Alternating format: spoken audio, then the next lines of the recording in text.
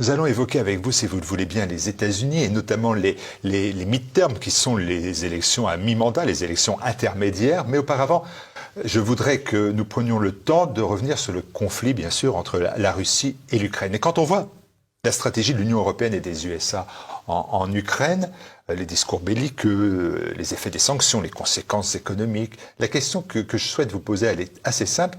Comment en est-on arrivé là? Et subsidiairement, est-ce que tout est de la faute de la Russie? Alors, malheureusement, cette situation, on la connaît, enfin ceux qui suivent ce qui se passe sur le terrain depuis très longtemps. Quand je le dis, je le redis, quand j'ai vu qu'il y avait les événements du fameux Maïdan en 2013 qui ont été annoncés au public avec Bernard-Henri Lévy derrière en train de nous dire que c'était une manifestation pour la paix, pour l'honneur des Ukrainiens. Et il y avait certainement des Ukrainiens qui étaient là en train de se battre pour la paix contre l'oligarchie qui était en place en Ukraine.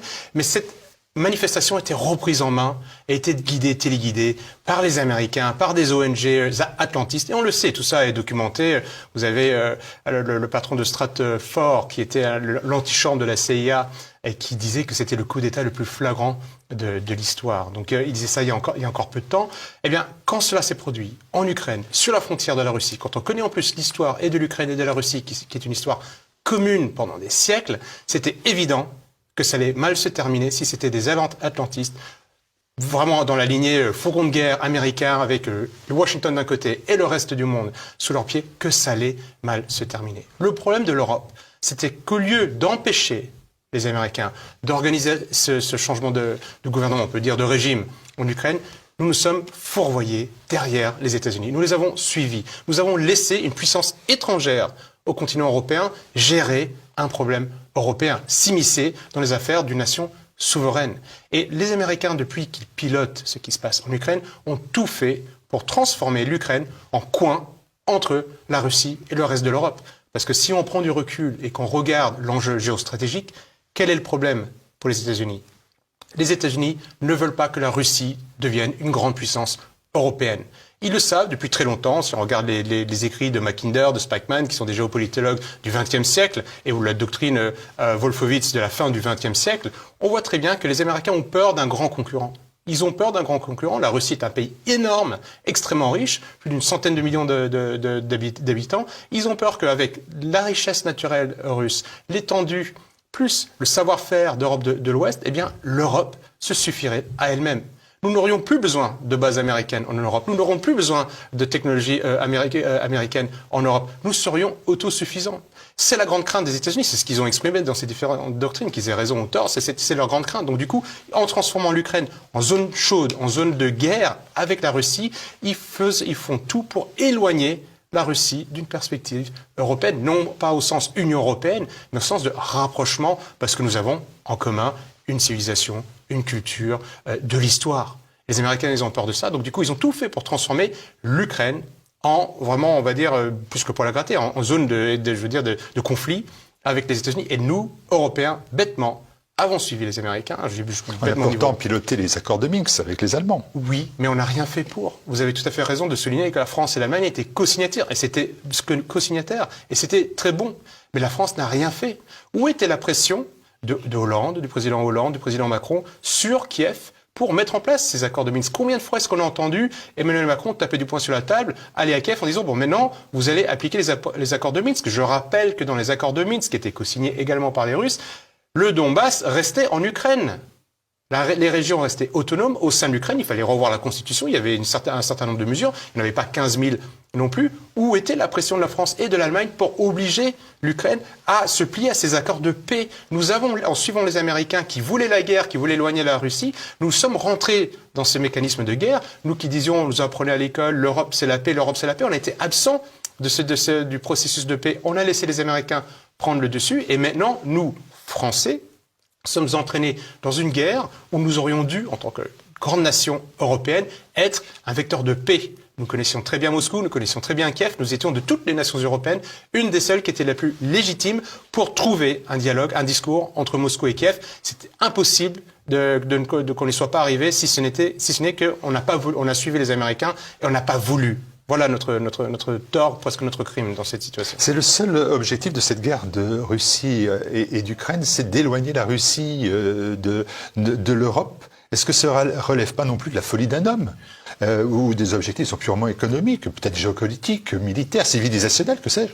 Alors, si on regarde vraiment, on suit la doctrine américaine, étrangère depuis plus de 100 ans, elle veut clairement éloigner la Russie. Elle veut affaiblir, pas parce que ce sont des Russes, mais parce que c'est une puissance. Ils ont la même logique avec la Chine, ils ne veulent pas de concurrents. Vous voyez, les États-Unis, eux, ils ont érigé un modèle international, global. Ils ne veulent pas de concurrents qu'ils dominent. Ils sont le centre du monde économique aujourd'hui. Ils sont, encore avec la Chine, ça se joue au coude à coude, mais la première puissance mondiale. Ils ne veulent pas de concurrents. Si vous avez la Russie qui devient une grande puissance européenne intégrée avec le savoir-faire industriel allemand et français que nous sommes en train de perdre mais que nous avions, eh bien, les Américains s'affaibliraient. Ils le savent et c'est dans leur doctrine. C'est même pas quelque chose qui cache, ça ne tient pas, ça ne relève pas du tout de la conspiration. Ils ne veulent pas de concurrents. Et ce serait la Mongolie qui serait la plus grande puissance en devenir. Eh bien, les Américains auraient la même attitude envers un État. Et on le voit à chaque fois qu'un État ne rentre pas dans la logique américaine, dans la philosophie atlantiste, elle a une guerre. La Yougoslavie ne voulait pas rentrer dans l'Union européenne, elle n'était pas non plus dans l'Union soviétique. Elle a une guerre parce que du coup les Américains n'arrivaient pas à faire entrer ni dans l'Union européenne ni dans l'OTAN, dans le camp atlantiste. L'Irak, Saddam Hussein, à partir du moment où il a commencé à parler d'échange de pétrole en euros et non plus en dollars, ce qui tuerait le pétrodollar, donc qui est une des grandes forces, un des piliers de l'économie américaine, eh bien, il a eu une guerre. Kadhafi a une guerre à partir du moment où il a commencé à parler d'une monnaie unique pour l'Afrique. Ce ne sont pas des conspirations, c'est la réalité. C'est la réalité. Même si, quelques mois auparavant, un Milosevic, un Saddam Hussein, un Kadhafi étaient sur le perron de l'Élysée, étaient invités en grande pompe dans des réunions avec Barack Obama ou d'autres chefs d'État. Et les Américains font ça, sauf que attaquer la Russie frontalement n'est pas possible, parce que la Russie est une puissance nucléaire. Donc on fait une guerre de proximité en Ukraine. Les Américains et les atlantistes avaient déjà commencé ça. En Géorgie, ils l'ont fait dans différents États. En Kyrgyzstan également, les fameuses révolutions de couleur, révolution de la rose, révolution de orange. Il fallait à tout prix affaiblir la Russie. Je vais vous citer un autre penseur américain qui est Zbigniew Brzezinski, qui lui, il dit dans son livre Le Grand Échiquier, qui est vraiment un livre à lire si on veut comprendre la politique étrangère américaine, il dit sans l'Ukraine, la Russie perd son empire, ne peut pas être un empire eurasiatique. Eurasiatique, c'est vraiment l'Europe et l'Asie ensemble. L'Amérique, si on regarde la map monde, est une île. L'ensemble de la Terre, 75% de la planète, 75% des ressources sont entre l'Europe, l'Asie et l'Afrique. Or, nous avons une île, les États-Unis, qui sont à plus de 7000 km de chez nous, qui sont en train de nous dicter ce qu'on doit manger, contre qui on doit faire la guerre, avec qui on a le droit de se marier. Il est temps que cette suggestion aux Américains cesse. Parce que là, du coup, maintenant, ce qui devait arriver, ce que je disais il y a quelques instants, j'ai vu il y a 8 ans, est arrivé. Malheureusement, j'aurais préféré avoir tort, mais c'est arrivé. Ceux qui savaient exactement quelles étaient les intentions des Américains ont vu en 2013, puis en 2014, lors du coup d'État à Kiev, que ça allait forcément mal se terminer. Et on a la guerre qui est à notre porte. Alors on a une Russie qui est inflexible, on vient de le voir, on a des États-Unis et l'Union européenne qui souhaitent adopter une attitude d'intransigeance totale, mais quand même on s'aperçoit quand même de deux choses. Premièrement, le camp occidental, si on peut utiliser ce terme, n'est pas monolithique, il y a des attitudes de retenue, on va dire, en Serbie par exemple, en Hongrie, ces nations privilégient finalement une troisième voie qui n'est pas celle de la confrontation. Et c'est la voie qu'il faut avoir. La Russie n'est pas une puissance comme une autre. C'est une très grande puissance nucléaire. C'est une vieille nation européenne. Et il faut savoir composer. Ça ne veut pas dire qu'il faut dire oui à tout ce que demande Vladimir Poutine. Nous avons des lignes rouges aussi où nous disons là, il ne faut pas franchir. Mais si on ne cherche pas le dialogue avec une nation nucléaire, ça peut être très dangereux pour nous tous. Et en plus, une armée qui est puissante. Je pense que la bonne voie est en effet la troisième voie, celle qui est suivie par la Hongrie ou par la Serbie, de composer, de dialoguer, de discuter. On ne peut pas avoir la paix s'il n'y a pas de dialogue. On ne décrète pas un jour, c'est la paix et c'est fini. On peut avoir la paix aussi si on défait son adversaire. Si on défait la Russie, on peut avoir la paix. On peut tout à fait avoir la paix. Est-ce que c'est sûr que les Américains vont apporter la paix? Est-ce que les Européens vont apporter la paix? Où est la paix que l'OTAN, et nous Français, sachons de balayer devant notre porte, nous avons apporté en Irak, qui s'est transformé en État, dont la partie occidentale s'est transformée en État islamique? Où est la paix que nous avons apportée en Syrie derrière les djihadistes? Où est la paix que nous avons apportée en Yougoslavie, où les États sont toujours remontés les uns contre les autres, et on a le Kosovo qui est un État qui a été inventé, qui est la plaque tournante du trafic d'héroïne en Europe, qui est une drogue terrible, qui tue nos jeunes? Où est la paix que les Atlantistes, que les Américains et nous, derrière eux, avons apportée dans le monde?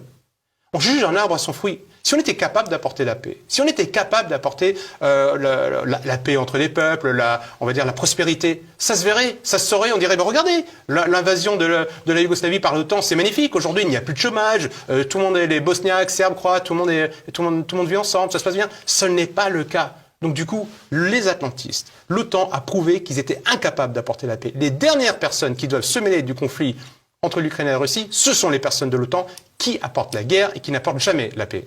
Personne de l'OTAN à l'instant, mais il y a aussi l'attitude de la Turquie, qui est membre de l'OTAN. Le rôle joué par la Turquie dans cette guerre semble adopté avec la volonté en fait de jouer sur les deux tableaux. Et globalement, ça fonctionne. Oui. L'OTAN, il faut reconnaître à Erdogan, il est malin. Il joue sur les deux tableaux. Il sait à la fois. Pourquoi? Parce que lui regarde l'intérêt de la Turquie. Nous, Français, devons regarder l'intérêt de la France. Lui, il regarde l'intérêt de la Turquie. Il est au sein de l'OTAN, la plus grande puissance militaire de tous les temps. C'est la deuxième armée au sein de l'OTAN, je le rappelle. Il veut en même temps, il est un partenaire économique, politique de la Russie, tout en condamnant l'invasion de l'Ukraine par la Russie. Eh bien, il est un intermédiaire entre Poutine et Zelensky. Ils avaient organisé, lui, a organisé des accords, enfin pas des accords, pardon, mais des négociations en Turquie au mois de mars dernier. Il fait transiter les céréales qui sortent d'Ukraine par la Turquie. Il vend des Bayraktar, des drones aux Ukrainiens. Donc il va jouer sur les deux tableaux. Il est allié avec les deux. Il est malin. Il est malin parce que du coup, c'est son rôle. Il veut être une grande puissance régionale. N'oublions pas que la Turquie occupe illégalement le nord de Chypre, occupe illégalement le nord de la Syrie. On n'applique pas des sanctions contre la Turquie pour autant. Mais lui, Erdogan cherche l'intérêt de la Turquie. Et donc l'intérêt n'est pas d'avoir la guerre avec deux voisins. Donc du coup, il essaye, voilà, de composer, d'être un peu un homme neutre entre les deux. Et il propose aujourd'hui, et c'est quand même malheureux pour nous Européens, d'avoir Ankara qui est en train de proposer la négociation de paix entre deux nations européennes, chrétiennes. C'est quand même, donc je dis, là c'est clair, la France aurait plutôt intérêt à suivre un modèle comme Erdogan pour la gestion de ce conflit-là. Modèle historique de la France, on évoque tout de suite le général de Gaulle et cette notion de non-alignement. Est-ce que vous pensez que c'était valable dans le cas présent, malgré l'attitude de Vladimir Poutine, agresseur? Il fallait tout faire pour l'empêcher, ça fait 8 ans. Il faut rappeler que les habitants du Donbass connaissent les images que nous voyons aujourd'hui, terribles de la guerre en Europe, connaissent ça depuis 2014. Nous avions 8 ans pour régler ce problème. Nous, Français, avions signé ces accords de Minsk 1 et en tout cas de Minsk 2. Pourquoi est-ce qu'on a attendu 8 ans? Notre rôle était d'apporter la paix. On ne va pas nous faire croire que la France n'est pas capable de trouver un compromis entre la Russie et l'Ukraine. Ce n'est pas possible. Sinon, on met tous nos diplomates, on les met au chômage tout de suite.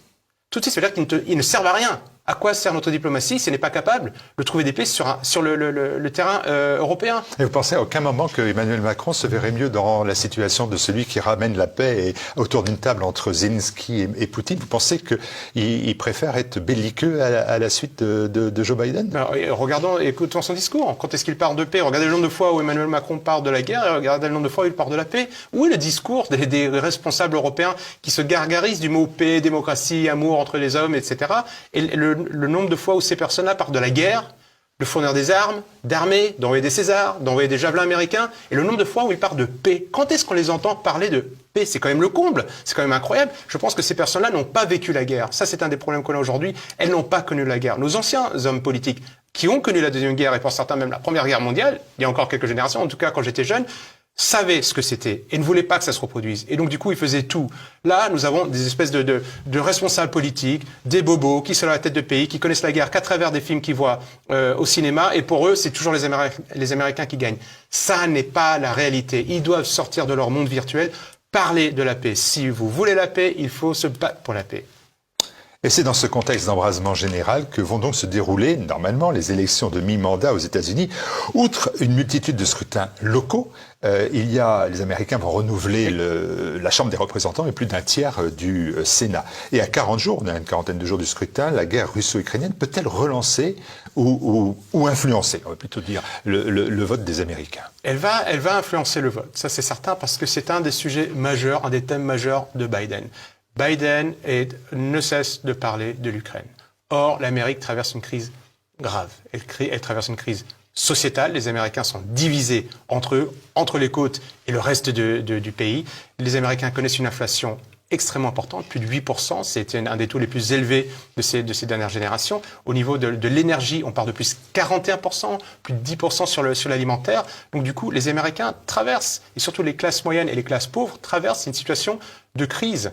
Et ils veulent qu'on les aide. Ils attendent de l'aide de la part de leur président, de leur gouvernement. Quand ils voient que Biden a dépensé déjà plus, s'est engagé sur la dépense de plus de 15 milliards de dollars pour aider l'armée ukrainienne, 15 milliards, c'est gigantesque. C'est quasiment un tiers du budget national de l'armée française. C'était une somme colossale. Et les Américains se disent, mais attendez, moi j'ai du mal à arrondir les fins de mois. Je ne trouve pas, mes enfants doivent s'endetter pour aller à l'université. On a du mal à payer le plein d'essence et on va dépenser de l'argent pour l'Ukraine. Et là, vous savez bien, les Américains, la géographie, ça fait deux. Du reste, on a attribué à Mark Twain cette phrase qui dit que Dieu a inventé les guerres pour que les Américains connaissent la géographie. Donc, blague à part, la situation américaine est extrêmement compliquée et difficile. Et donc, du coup, ils voient mal ce que Biden fait en Ukraine. Nous, on sait tous, on sait dit ce que Biden fait en Ukraine, les intérêts des Américains. Mais l'Américain, lui, non. Donc, ça va avoir une influence, ça va avoir une influence importante. Surtout, le résultat de ces élections vont avoir une influence majeure. Si les républicains arrivent à prendre une des deux chambres, ou le Sénat, ou la Chambre des représentants, ils peuvent bloquer toutes les décisions de Biden. S'ils arrivent à récupérer les deux, c'est eux qui vont légiférer. Et Biden sera très mal parti pour éventuellement se représenter si c'est le cas. L'Amérique d'abord, Donald Trump est toujours très présent. Il a qualifié Joe Biden d'ennemi d'État. Oui. Il a dit, il m'a déclaré la guerre à lui, Donald Trump, il a déclaré la guerre à la moitié de l'Amérique. Un Joe Biden dont on voit que la santé mentale est, disons, fragile. Oui, oui, c'est certain. C'est ce qui est incroyable, c'est que ça aurait été Trump qui avait été élu, il aurait fait les mêmes lapsus, il aurait les mêmes errements, il serait complètement à côté de la plaque comme les Biden. Les médias français ne cesseraient de se moquer de lui, de dire mais qu'est-ce que c'est que ça? Joe Biden ne va pas bien, il n'est pas à la hauteur du poste, mais ça montre aussi que ce n'est pas lui qui dirige les États-Unis. Ah, c'est qui? C'est tout l'État profond. C'est quoi l'État profond? Expliquez-moi. Alors, l'État profond américain, ce sont les personnes qui ont été mises en place, qui ont je parlais d'une pensée, j'en parle de mon livre, l'Amérique Empire. Les Américains ont établi une doctrine, notamment sur la politique étrangère. Ils ont placé, sauf les personnes vous avez des personnes du Council on Foreign Relations, de différentes entités, différentes associations, de la Fondation Ford, de différentes fondations qui placent leurs pions dans le gouvernement ou dans l'administration. Ce qui fait, pourquoi est-ce que Trump a eu autant de mal à mettre en place sa politique quand il a été élu? C'est parce que ces personnes qui pensent que l'Amérique est le centre du monde, que le dollar doit être la monnaie de réserve mondiale, qui pensent que l'Amérique peut imposer à l'Europe toute sa technologie, qui pensent que l'Amérique peut imposer des amendes à la BNP, au Crédit Agricole, à Volkswagen. Ces personnes-là sont adeptes de l'atlantisme. L'atlantisme, c'est une philosophie. Nous, quand on est atlantiste en France, c'est-à-dire qu'on pense que l'Amérique va régler les problèmes du monde. Mais quand on est atlantiste aux États-Unis, ça veut dire que nous, Américains, devons régler les problèmes du monde et on doit imposer notre vision au reste du monde. L'État profond américain, ce sont ces personnes qui ont cette même philosophie, qui est extrêmement libérale, c'est le complexe militaro-industriel. Donc, dans Eisenhower, le président américain nous avait mis en garde dans son discours de fin de mandat. Il a dit attention, notre démocratie est en train il y a des risques que nous perdions notre démocratie à cause d'éléments internes, même à l'administration américaine. Et c'est ce qu'on appelle donc aujourd'hui cet État profond, quoi. Donc du coup, qui dirige? Biden ne pourrait pas diriger une épicerie aujourd'hui tout seul. Et c'est parce que gérer une épicerie c'est compliqué. Donc du coup j'ai pas du tout. Il faut reconnaître les clients. Donc oui, il faut reconnaître les clients, c'est ça. Donc donc c'est pas une critique. Mais lui ne peut pas être président. Il ne l'est pas. Et c'est un secret pour personne. Les médias feraient leur rôle, ils le diraient. Bon, voilà, il va serrer des mains, il va couper des rubans. Mais ce n'est pas lui qui dirige la politique américaine, ce qui est extrêmement dangereux, en plus. Vous me dites tout ça, Nicolas Mirkovitch. Vous me dites que Donald Trump cherche à revenir. Vous me dites que Joe Biden et son entourage forment un clan belliqueux, de va-t-en-guerre, incapable de juguler l'insécurité, l'immigration, la crise économique. Vous me dites que la santé mentale du président des États-Unis est fragile, on va regarder ce terme-là. Et cependant, les sondages dessinent depuis août une dynamique favorable aux démocrates. Oui. C'est tout à fait vrai. Alors du coup, il faut toujours se méfier des sondages. On a bien vu que si les Américains n'étaient pas spécialistes en une chose, c'est bien les sondages, parce qu'ils n'ont pas du tout vu voir la victoire de Trump. Et puis, il y a aussi toute la campagne médiatique. Il y a deux choses. Vous avez toute une campagne médiatique aux États-Unis qu'on retrouve en France, qu'on retrouve dans plein de pays atlantistes où on pense que on peut célébrer la diversité d'opinions, où on aime le conflit des idées. C'est en train de s'atténuer tout ça. On en voit de moins en moins. Et les médias qui n'arrêtent pas de dire Trump, ça serait la cata, Trump ceci, Trump cela. Bon, résultat, aujourd'hui, ils font la promotion de Joe Biden. Vous lisez, je lis tous les jours quasiment le New York Times ou le Washington Post. Ce sont que quasiment des mini-hagiographies de Joe Biden. Donc du coup, il conditionne. Noam Chomsky nous en avait mis en garde aussi là, sur la fabrication du consentement. Le poids important des médias qui appartiennent, pas forcément au peuple américain, mais qui appartiennent à des puissances financières, est flagrant. Et donc du coup, on va conditionner. On va dire, regardez, Trump a quitté le pouvoir, mais maintenant ils sont revenus sur l'avortement. Si on veut retrouver l'avortement, il faut voter pour Biden. Donc du coup, ils vont créer cet état d'esprit pro-Biden. Et puis, Trump, il est vrai aussi, est clivant. Vous avez des personnes aux États-Unis qui sont dingues de Trump, qui ne jurent que par Trump. Mais vous avez beaucoup de personnes qui peuvent même penser comme Trump, mais qui vont retrouver, qui vont pas aimer ses jeux de mots, qui vont pas aimer son côté un peu tonitruant, sa façon de parler, sa façon de s'exprimer, qui vont retrouver un petit peu caricatural. Donc du coup, ce n'est pas si évident, quoi. Biden a un bilan qui est pas bon. Trump est pas forcément la bonne, je dis pas la bonne réponse, mais la réponse qui convient à tous les Américains. Et les démocrates vont jouer là-dessus. Et eux, ils ont plutôt intérêt à mettre un peu Trump en avant, sauf que ils l'ont fait à l'époque d'Hillary, ils l'ont tellement bien fait que c'est Trump qui a été élu. Un renforcement des démocrates signerait automatiquement la poursuite de la politique des États-Unis en matière internationale. Bien évidemment, il y a la Russie, il y a aussi la Chine. Et là, vous avez une phrase qui nécessite d'être expliquée. Vous m'avez dit que les États-Unis vont nous entraîner dans le piège de Thucydide. Je me suis dit, là, on est en 460 avant Jésus-Christ, oui. On est loin des États-Unis. Alors, c'est pas de moi, c'est de Graham Allison, c'est un Américain, qui, lui, a fait une étude assez intéressante. Il a remarqué, à partir de la lecture de Thucydide, que quand Athènes, ville indépendante, était en train de monter, de grimper, eh bien, Sparte a commencé à avoir peur. Elle s'est dit, mais qu'est-ce qui se passe? Il y a ces petites villes qui grandit, qui risque de nous dominer. Qu'est-ce qu'on fait? On va rentrer en guerre. Et Graham Allison analyse que sur quasiment 15 ou 16 derniers grands combats de ces derniers siècles, chaque fois qu'une puissance dominante se sent, taquinée ou sent qu'il y a un rival qui est en train de monter, la plupart du temps, la puissance dominante ne va pas jouer le jeu de la concurrence, va attaquer la puissance rival. Émergente. Voilà, la puissance émergente. Donc c'est ça le piège de Thucydide. C'est un piège parce que du coup ces puissances dominantes n'en sont pas toujours vainqueurs. Et aujourd'hui on sait que le véritable... Vous savez que ça a des détracteurs cette hypothèse. Oui, piège de Thucydide. Mais c'est intéressant. Ça a des détracteurs. Il y a des détracteurs, mais c'est intéressant d'amener le débat à ce niveau-là, parce que les États-Unis peuvent très bien entraîner la Chine dans une guerre, ou en tout cas, il y a une guerre économique, on l'a bien vu, ne serait-ce qu'avec Trump, et Biden, c'est pareil. C'est là qu'on doit amener quand on nous parle, oui, la démocratie à Taïwan, il faut la préserver, ce n'est pas le vrai débat. Le vrai débat, aujourd'hui, il est entre Washington et Pékin. Qui va être la première puissance mondiale? Est-ce que c'est l'ancien modèle américain? Est-ce qu'ils vont réussir à se renouveler? Ou alors est-ce que ce sont les Chinois avec les nouvelles routes de la soie? L'enjeu est là et il faut mener le débat. Alors est-ce que Allison a raison ou pas? On ne sait pas, mais c'est intéressant d'amener le sujet là parce que clairement les États-Unis voient la Chine comme un rival. Quand les patrouilleurs américains sont en mer de Chine, c'est pour embêter militairement la Chine. Donc du coup, et on sait que ça peut... Qui se renforce militairement. Qui se renforce évidemment militairement. Donc du coup, et les Américains ont peur parce que la Chine pourrait devenir la première puissance économique. C'est un modèle qui est radicalement différent d'une autre. Et quand on dit qu'il pourrait devenir la première puissance, c'est-à-dire que le dollar s'affaiblit, la puissance des États-Unis s'affaiblit, la puissance politique des États-Unis s'affaiblit au profit de la Chine et des alliés de la Chine. Donc du coup, évidemment, les Américains voient ça d'un mauvais œil. Et la tentation militaire est quelque chose à prendre très au sérieux, parce que du coup, au bout d'un moment, quand on pense, vous avez chez les néoconservateurs américains, ceux qui pensent qu'ils sont toujours numéro un, les premiers du monde. Et ils n'ont pas vu que le monde était en train de changer. Ils n'ont pas vu que des pays veulent des sas de décompression, qui veulent respirer, qui veulent exercer leur puissance. Et donc, du coup, ils ne voient pas ça. Ils disent, on va continuer à imposer comme on a toujours fait. Quand il y a un pays qui rentre pas dans l'ordre, eh bien, nous allons la contraindre à rentrer dans notre modèle. Et d'autres qui se sont rendus compte qu'il y avait ce monde multipolaire qui est en train de se construire et qui se disent, eux, attendez, si ce monde se construit, nous, on risque de devenir faible. Alors, au lieu de penser la suite, ils se disent, nous, on va devenir faible. Notre seule force, et c'est vrai que c'est une force de taille, c'est l'armée.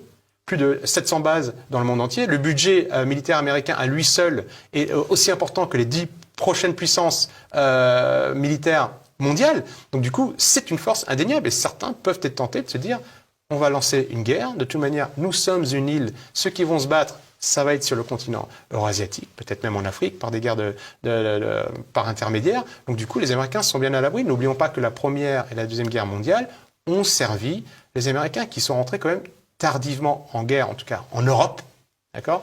Et donc du coup, certains peuvent être tentés de se dire, on va créer des guerres sur d'autres continents, on va exciter, on a bien vu qu'entre Azerbaïdjanais et Arméniens, entre Tadjiks et le pays voisin, eh bien, il y a des guerres, il y a des rivalités qui sont en train d'être excitées en ce moment. Eh bien, les Américains peuvent se dire, écoutez, on va laisser ces Européens, ces Asiatiques se battre ensemble, et puis on reviendra en sauveur. Ils l'ont déjà fait 2 fois. Je ne dis pas qu'ils vont le faire, mais c'est certain que certains y pensent. Donc du coup, il faut faire attention. Le peuple avec lequel se battent les Tadjiks, ce sont les Kirghizes, où il y a eu quelques affrontements il y a quelques temps. Donc c'est très sérieux. C'est la réalité de l'histoire. Vous savez, notre grand crime aujourd'hui n'est de plus enseigner l'histoire correctement. Et si on ne sait pas d'où on vient, si on ne connaît pas bien le passé, on ne peut pas préparer ni l'avenir, ni maintenant, ni le Iketnouk. Donc c'est extrêmement important que nous nous souvenions de ça et que nous comprenions ce que font les États-Unis et leur jeu dans le monde qui n'est pas du tout un jeu de boy scout. Merci Nicolas Mirkovic de donner ces clés de compréhension avec beaucoup de modération mais aussi de précision et j'invite nos téléspectateurs à aller retrouver cet ouvrage s'ils ne l'ont pas sur la boutique tvl.fr qui s'intitule L'Amérique Empire, E-M-P-I-R-E. Merci à vous.